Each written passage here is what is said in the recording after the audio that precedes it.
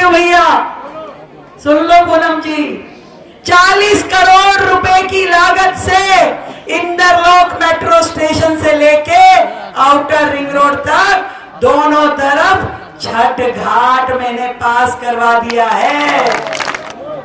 छठी मैया की।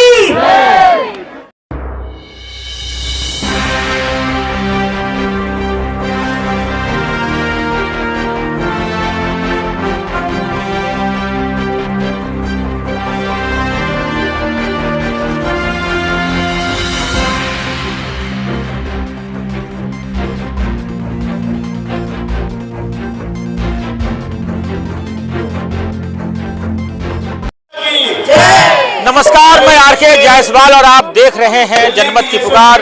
मौजूद हूं वजीरपुर विधानसभा क्षेत्र के अशोक विहार में, जहां एमसीडी बाई इलेक्शन हो रहा है और यहां पर अभी सीएम रेखा गुप्ता जी यहां पर पहुंचने वाली हैं। रेखा गुप्ता जी क्या कहती हैं? स्वाभिमान झुग्गी झोपड़ी ये सम्मेलन किया जा रहा है, जहां पर देख सकते हैं तमाम झुग्गी झोपड़ी के लोग यहां पर पहुंचे हुए हैं और मनोज तिवारी जी के गानों पर आनंद ले रहे हैं, बिहारी होने पर गर्व कर रहे हैं अपने आप को। काफी संख्या में यहाँ पे बिहार पूर्वांचल के लोग यहाँ पे रहते हैं और यहाँ पे देख सकते हैं सब पहुंचे हुए हैं और रेखा गुप्ता जी को आपको सुनवाते हैं, सीधा स्टेज पर लेकर चलते हैं। देखिए ये रिपोर्ट। बोलो छठी मैया की। हाँ, अब कुछ आनंद आया। पता लग गया कल कैंटीन खुली है। आज मेरे वजीरपुर के आप सभी भाई बहनों के बीच में यहाँ पहुंच के मुझे दिल की गहराई से बहुत ही खुशी का अनुभव हो रहा है। चाहूंगी कि एक बार सब लोग, भाई जो भी मेरी आवाज सुन रहा है, छज्जों में खड़ा है कि पीछे खड़ा है कि यहाँ कुर्सी पे बैठा है, एक बार जोरदार तालियां अपने लिए बजाओ भाई। साथियों, ये जो झुग्गी बस्ती है दिल्ली में, वर्षों से दिल्ली के अलग अलग हिस्सों में बसी हुई है। कोई 30 साल पुरानी है, कोई 40 साल पुरानी है और कोई उससे भी ज्यादा पुरानी है। दिल्ली में आए, गांव से अपने रोजगार के लिए, व्यापार के लिए और यहाँ आके बसे, मेहनत करी, मेहनत से अपने परिवार चलाया, पीढ़ियां बदल गई। आज की जनरेशन में तो जन्म भी सबका दिल्ली का ही है और वो सब आज दिल्ली का एक बहुत बड़ा हिस्सा है।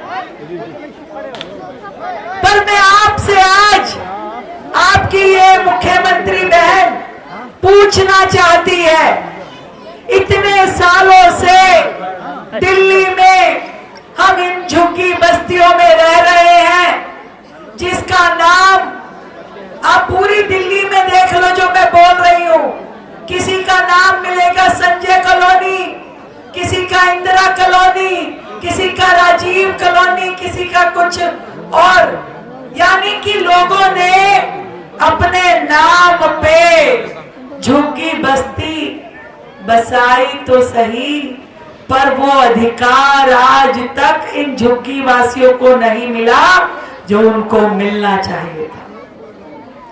गली नाली, खड़ंजा, शौचालय, पार्क जैसी छोटी छोटी सुविधाओं के लिए रोजाना तरसना पड़ता है। कई बार तो मैं देखती थी, क्योंकि खुद मेरी विधानसभा में भी हजारों झुग्गियां हैं, हैदरपुर गांव की, आयुर्वेदिक कैंप की,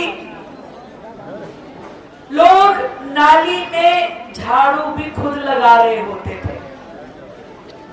कभी किसी जो 15 साल वाली सरकार आई, कांग्रेस की पंजे वाली, वो भी आई और आके चली गई। फिर झाड़ू वाली आई, 11 साल आकर के राज किया, परंतु ना कभी पंजे ने, ना कभी झाड़ू ने गरीब का दर्द समझा। कभी कोई शौचालय ढंग के बने हो, कभी बच्चों के लिए नहीं है कभी किसी झुग्गी में बच्चों के लिए झूले हो, कभी नहीं दिए उन्होंने। एक ही नारा था कि गरीब को गरीब रहने दो, जहां पड़ा है रहने दो, और उसको डराते रहो बस कि अरे बीजेपी आई, ये हो जाएगा, वो हो जाएगा। साथियों, मैं आपको बताना चाहती हूं अपने इन भाई बहनों को, 27 साल बाद दिल्ली में सरकार आई है और एक षड्यंत्र चल रहा था दिल्ली में, षड्यंत्र कि कैसे ही सरकार के आते ही जानबूझ के तोड़फोड़ मचा दो। षड्यंत्र चल रहा था क्योंकि कंप्लेंट लगाने वाले भी वो झाड़ू वाले थे, वो आप ही थे जो कंप्लेंट लगा लगा के कि देखिए इस जमीन पे बसे हैं, देखिए उस जमीन पे बसे हैं। यदि आपकी ये बहन उस समय खड़ी ना होती अंगद के पैर के जैसे जम के यहाँ पे निर्णय ना लेती तो ये झुग्गियां बचती नहीं, ये तो तोड़ने पे उतारू थे। इन झुग्गियों को बचा करके हमने दिल्ली में एक बहुत बड़ा निर्णय लिया जो आदरणीय प्रधानमंत्री नरेंद्र मोदी जी ने कहा, और आज जो इस मंच से मैं आप सबके सामने कहने जा रही हूं, मेरी बात को ध्यान से सुन लो, कोई और नहीं बोल रहा, आपकी दिल्ली की मुख्यमंत्री आपको बोल रही है कि दिल्ली में एक एक झुग्गी को पक्का मकान आपकी ये बहन देगी। हर एक झुग्गी को। कांग्रेस की सरकार थी, उन्होंने क्या नियम बनाया? उन्होंने नियम बनाया कि 2006 से पहले जो झुग्गी बसी हुई है और 15 से पहले जो रहता है, केवल उसको झुग्गी में मकान मिलेगा, केवल उसको। 50,000 फ्लैट बन के तैयार थे दिल्ली सरकार के 20 साल से, पर दिए नहीं किसी को भी, दिए नहीं किसी को। मिट्टी हो गए, टूट गए, जर्जर हो गए, ढह गई दीवारें उन मकानों की जो सरकार ने करोड़ों रुपए लगा के बनाए थे, पर किसी गरीब को दिए नहीं। मालूम है ना, वो सावदा घेबरा के, वो बलसवा के, वो जितने फ्लैट थे सारे के सारे वर्षों तक बने रहे, करोड़ों रुपए लगे। अरे इससे अच्छा तो सीधा सीधा जनता को दे देते तो वो अपने मकान खुद ही बना लेते। कितने लोगों ने अपने पैसे भी जमा करा रखे थे पिछली सरकारों के पास मकान लेने के लिए, पर उनको भी मकान कभी नहीं मिला। कभी मिला क्या? कभी नहीं मिला। मैं आपको ये कहना चाहती हूं, देश की राजधानी में पहली बार नरेंद्र मोदी जैसा नेता आया है जिसके दिल में गरीब का दर्द है, जिसके पेट में वो आग है जो आपके पेट में है, जो किसी ने महसूस किया है तो वो नरेंद्र मोदी है। गरीब माँ का वो बेटा जो जानता है कि गरीब अपना गुजर बसर कैसे करता है। तभी तो उन्होंने गांव गांव में शौचालय, घर घर में उज्ज्वला का गैस कनेक्शन, और कोविड के समय में याद रखता, याद है कि नहीं याद है, कोविड से लेके आज तक अगर अनाज हमारे घरों में दिया तो किसने दिया? मेरी बहनें बताएंगी किसने दिया? तब कोई आपिया आया था क्या? कोई झाड़ू वाला, कोई केजरीवाल, कोई विधायक, कोई पार्षद आकर के झांका था क्या तुम्हारे घरों में? किसी ने रोटी पूछी थी? जब सब बेरोजगार हो गए थे, जब पैदल पैदल गांव जा रहे थे, आया था क्या? जो आज चुनाव लड़ रहा है झाड़ू से, यही का निगम पार्षद तो था। कभी किसी को 2 रुपए की मदद की क्या? कभी नहीं की। कभी किसी गरीब का केजरीवाल ने भला नहीं किया, कभी किसी गरीब की उसने मदद नहीं की। जो आज आपसे चुनाव लड़ने के लिए आ रहे हैं, तब भी मदद करी तो किसने करी? नरेंद्र मोदी ने करी। घर घर अनाज पहुंचा के, मजदूर भाइयों को भत्ता दे करके, गरीबों की पेंशन दे करके, अकाउंट खुलवा करके, जब अकाउंट खुलवाए, आज देश में हर व्यक्ति का अकाउंट खुल गया, जो कभी होते थे पहले, कभी नहीं होते थे। पहले पेंशन का एक एक चेक लेने के लिए हाजिरी मारनी पड़ती थी विधायकों की, निगम पार्षदों की, और अब क्या होता है, सीधा खाते में आते हैं। किसने किया? मोदी जी ने। क्यों? क्योंकि उन्हें मालूम है कि ये जो भ्रष्टाचार होता है, एक एक चीज जो सरकार योजना के रूप में भेजती है, वो जनता को मिलती कहां थी भैया? लूट लेते थे, लूट लेते थे रास्ते में ही गरीब के हक का पैसा। पर अब वो दिन चले गए। और अब आपको मैं बताना चाहती हूँ, ये देश की राजधानी दिल्ली, जहां लाखों मेरे पूर्वांचल के भाई बहन वर्षों से यहाँ रह रहे हैं, मैं आज आप सबके सामने, इन मीडिया के भाई बहनों के सामने कहना चाहती हूँ, दिल्ली किसी एक के बाप की नहीं है, दिल्ली हम सब की है, सबकी है, आपकी है, एक एक व्यक्ति की है, जो आप सब यहाँ खड़े हो। और दिल्ली के साधनों पे आप सबका अधिकार है।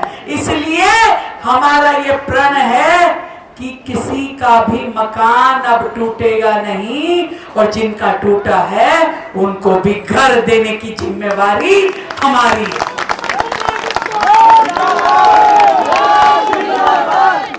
चौड़े में कह रही हूं भैया, कोई किसी से घबराहट नहीं, डर नहीं, भय नहीं, कि एक एक गरीब के हित के लिए काम करेगी रेखा गुप्ता। किसी गरीब को रोने बिलखने नहीं देगी। और ये जो लोग हैं जो ईमानदारी का नाम लेकर के आए थे शासन में, हम तो बड़ा, वो वही लोग हैं जो जाकर के शीश महल बना करके रहने लगे, और गरीब को एक पक्का मकान, एक छत नहीं दी उन्होंने, खुद शीश महल में रहे। जब मुझे पूछा मुख्यमंत्री के बाद कि भाई कहाँ रहोगी, मैं कहा शीश महल में नहीं रहूंगी भाई, मुझे नहीं रहना, हम साधारण लोग हैं, साधारण घर में रह लेंगे। और इसलिए जन सेवा सदन बना करके, जिसमें मेरे कुछ भाई आए भी थे चाय पे मेरे से मिलने के लिए, मैंने कहा मेरा निवास सबका निवास है, और जिसको निवास आपको देना है वो भी आपकी बहन देगी, इस बात को आप गांठ बांध लो। पहली बार दिल्ली में देखा ना छठ कितनी भव्य हुई, किस किस ने देखा? इससे पहले कभी हुई थी क्या? यमुना जी पे छठ कितने सालों से बंद पड़ी थी, यमुना जी पे छठ। वर्षों बाद आप सबके आशीर्वाद ने, जब आपने बटन दबा करके ये पूनम भारद्वाज को विधायक बनाया, तब जाकर के, जब आपने अपनी बहन को मुख्यमंत्री बनाया, तब जाकर के यमुना जी पे छठ शुरू हुई। और दिल्ली में पहली बार कोई मुख्यमंत्री खुद जाकर के सूरज को दोनों टाइम का रंग दे करके आई, खुद जाकर के। पूरे देश में जब मैं बिहार गई चुनाव में, तो एक एक बिहार वासी ने कहा कि दीदी, इस बार जो छठ हुई, गांव जाने की जरूरत नहीं पड़ी लोगों को। और एक और खुशखबरी देती हूं भैया, सुन लो पूनम जी, 40 करोड़ रुपए की लागत से इंदरलोक मेट्रो स्टेशन से लेके आउटर रिंग रोड तक दोनों तरफ छठ घाट मैंने पास करवा दिया है। 40 करोड़ रुपए की लागत से। वीना जी के कदम देखो कितने शुभ हैं कि इनके आते ही छठ घाट पास हो गया।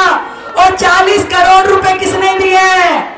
केंद्र से मोदी जी ने दिए हैं कि रेखा ऐसा छठ घाट बनाओ वजीरपुर वालों के लिए, नीमड़ी वालों के लिए, क्योंकि इंदरलोक से शुरू हो जाएगा भाई, जहां आज गंदगी के ढेर रहते हैं, उस पे भव्य सुंदर छठ घाट।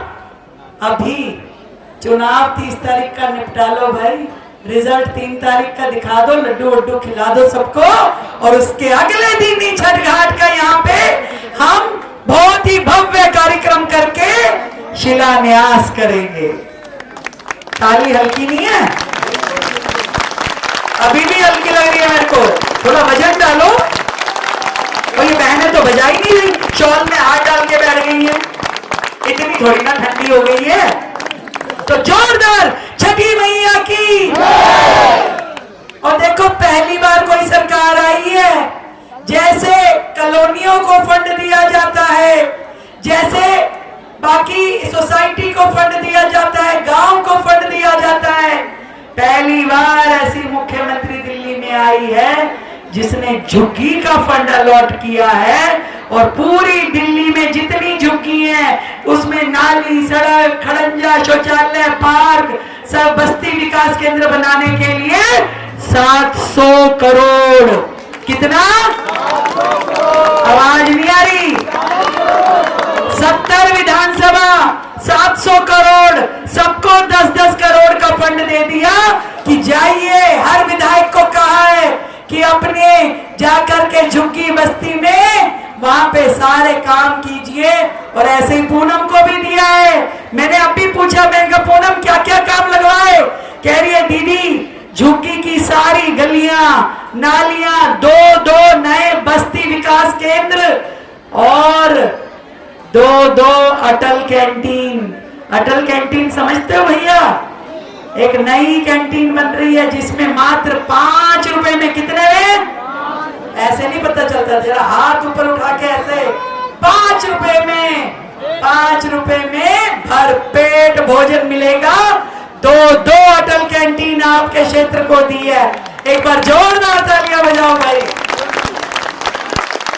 और वो जो नकली मोहल्ला क्लिनिक होते थे जिसमें जाओ तो सुई भी नहीं मिलती थी, दवाई नहीं मिलती थी, बैंडेज पट्टी नहीं हो सकती थी, उनकी जगह पे 15 नए आरोग्य मंदिर हमने वजीरपुर की अपनी इस विधानसभा को दिए। कितने काम शुरू हो गए भाई मैडम? 5 का काम शुरू करवा दिया है विधायक जी ने।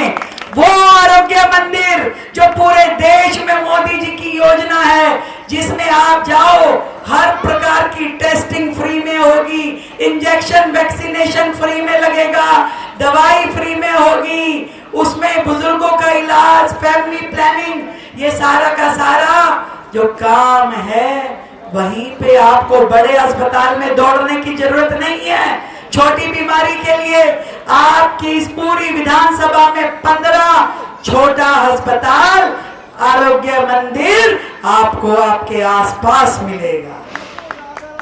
अच्छा है कि नहीं है? अच्छा? कौन कौन अच्छा मान रहे हैं? ये पीछे वाली, ये इधर वाला साउंड जो है ना, ये जो है, ये वाली बहनें तैयार श्यार के हाथ हो गई है, पर थोड़ा सा चिंता हो रही है, लंच टाइम हो रहा है जैसे इनका। पर मैं आपको बताऊं, ये प्रधानमंत्री नरेंद्र मोदी जी है ना, वो ऐसे व्यक्ति है, कहते हैं ना सोऊं ना सोने दूं, काम करवाते हैं खींच के सबसे, कहते हैं 24x7 जनता के हित में काम करना है, ईमानदारी से काम करना है। और इसीलिए भैया दिल्ली का जो विकास सालों से नहीं हुआ था, अब देखो पूरा गांव देहात में आयुष्मान योजना थी जिसमें 5 लाख रुपए का इलाज जाते थे, बिहार भी मिलता था, यूपी में भी मिलता था, दिल्ली में मिलता था क्या? दिल्ली में बंद कर रखा था केजरी भैया ने, परंतु हमने आते ही आयुष्मान योजना शुरू करी और 5 लाख नहीं 10 लाख रुपए तक का इलाज दिल्ली वासियों को दिया। 10 लाख रुपए तक का इलाज। और भैया बात सुनो, ये जब झाड़ू वाले आएंगे ना, एक बात जरूर कहेंगे, वो 2500 रुपए नहीं मिले जी, 2500 रुपए नहीं मिले। उनकी अम्मा से पूछो कि भैया तुम सारा खजाना तो खाली छोड़ गए, बिल्कुल उसमें साफ करके चले गए, दिल्ली के विकास के लिए तुमने पैसा नहीं दिया, तो एक आधा साल तो दो। ये रेखा गुप्ता है, नरेंद्र मोदी जी की जुबान पे जान दे सकती है, और हमने कहा है 2500 रुपए मिलेंगे तो मिलेंगे मेरी दिल्ली की बहनों को 2500 रुपए। एक वायदा भी गलत साबित नहीं होगा, हर चीज करेंगे, सिलेंडर करेंगे, ये करेंगे। पर अभी तो नई बहू आई है भाई, अभी तो घर संभाल रही है, देख रही है, हमको क्या पता था, बिल्कुल ही सफा चौपट करके चले गए हैं, बिल्कुल हर चीज लूट के ले गए, भ्रष्टाचार में डुबा रखा है पूरा तंत्र। अब जा करके सेट करने में टाइम लगता है, चीजें खड़ी करनी है, लोगों को मकान देने हैं, नाली सड़क खड़ंजा बनाना है, पूरा दिल्ली भर में शौचालय बनाना है, आयुष्मान योजना लागू करनी है, अटल कैंटीन के माध्यम से भोजन देना है, बिजली फ्री देनी है, पानी फ्री दे रहे हैं। एक योजना हमने बंद नहीं करी। कोई बता दे कोई योजना बंद हुई क्या? बल्कि नई चीजें शुरू कर रहे हैं। 2 चीजें बताती हूं, आपका मन खुश हो जाएगा। सालों से दिल्ली में नए राशन कार्ड नहीं बने हैं क्या? पिछले 15 साल से एक भी राशन कार्ड दिल्ली में नया नहीं बना।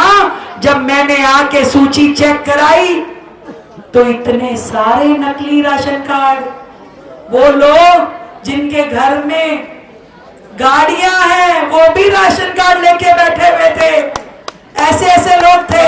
अब उन सब का स्क्रूटनी हो रहा है, गलत लोगों के राशन कार्ड हटा के अब गरीब और जरूरतमंद के राशन कार्ड नए सिरे से बनाए जाएंगे।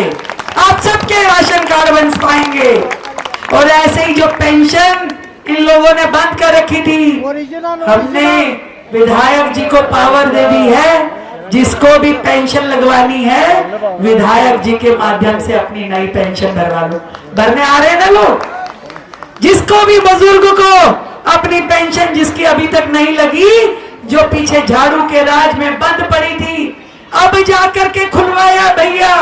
देखिए, हमको तो इतनी सारी समस्याएं दहेज में दी है कि जाइए और सुलझाइए, और फिर ऊपर से पूछते भी है क्यों, क्या हुआ? मैं कहा चिंता मत करो, ये जनता का आशीर्वाद है। रेखा के साथ एक एक काम पूरा करके दिखाऊंगी। पूरी दिल्ली में हर एक गरीब भाई बहन के सुख दुख में आपकी ये मुख्यमंत्री बहन खड़ी हुई मिलेगी। केवल एक ही चीज चाहिए भाई आप लोगों से। ये आज जितने पंजे वाले झाड़ू वाले आए ना, उनको नमस्ते कह देना कि भाई ये जो विकास की गति अब शुरू हो रही है दिल्ली में, जहां पे ऊपर प्रधानमंत्री नरेंद्र मोदी जी, फिर हमारे सांसद जी क्षेत्र के, उसके बाद मुख्यमंत्री राज्य की, आपकी विधायक जो आपने चुनी, अब भैया पार्षद भी, बीना जी इधर आओ, पार्षद भी कमल फूल की चुन्नी है। इधर आओ पूनम जी, कमल फूल की चुन्नी है कि देखो एक कड़ी भी अगर बिगड़ी तो सारी की सारी व्यवस्थाएं खराब हो जाएंगी। फिर बताओ, अगर ऐसा निगम पार्षद आ गया दूसरी पार्टी वाला, तो हम कहेंगे हमको सड़क बनानी है झुग्गी में, वो कहेगा हम तो बनाने नहीं दूंगा। हम कहेंगे हमको बत्ती लगानी है, लाइट लगानी है, वो कहेगा हम तो लगाने नहीं दूंगा। हम कहेंगे राशन कार्ड बनाना है, वो कहेगा हम तो साइन नहीं करूंगा, जाओ विधायक से ही करा लो। जब अलग अलग होता है तो झगड़ा होता है। काम और नुकसान किसका होता है?